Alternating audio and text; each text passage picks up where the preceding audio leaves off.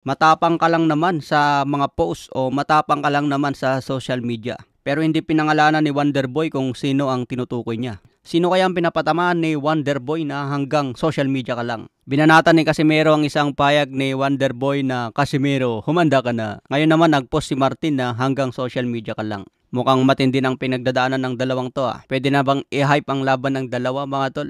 Sa ngayon masasabi natin na free agent si Casimero, pero mahirap pa rin pag walang promoter.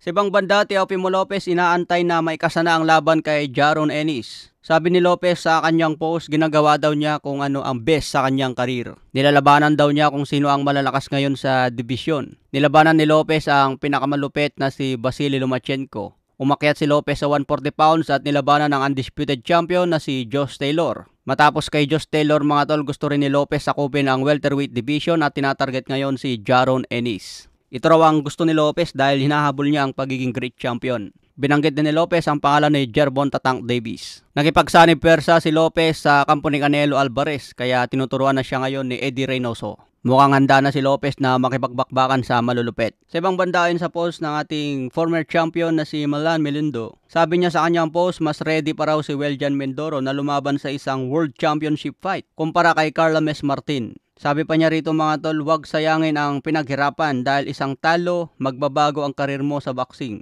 Especially pag di well known ang kalaban at di kalidad. Martin should fight a caliber fighter. Even if he won against Bukratok, it's not enough. Sana 3 laban ni Martin pa versus equality fighters para madagdagan ang kumpiyansa sa sarili bago isabak sa World Championship title para mataas ang winning rate to capture a world title belt. Ito raw ang opinion ni Milan Melindo mga tol. Nakikita niya ang mas handa na sa world title fight si Weljan Mindoro kumpara kay Carlames Martin at sana magkaroon pa ng experience si Martin laban sa mga dekalibre. Ano sa tingin nyo mga tol, mas handa na ba talaga si Weljan Mindoro para sa isang titulo? Kung sino ang champion? Kung titignan natin itong mga champion sa middleweight division, matitindi po yan. Kung skill ang pag-usapan, nandyan si Janibek Alimcanoli, Erislan de Lara na veterans. Muntik pa niyan tinalo ni Canelo Alvarez. Depende siguro sa champion mga tol, nalalabanan ni Weljan Mindoro. Pero kung itapat na si Mindoro kay Janibek Alimcanoli at kay Erislan de Lara, tingin ko mga tol masyadong maaga pa para kay Mindoro. Kailangan din ni Mindoro ng experience pa.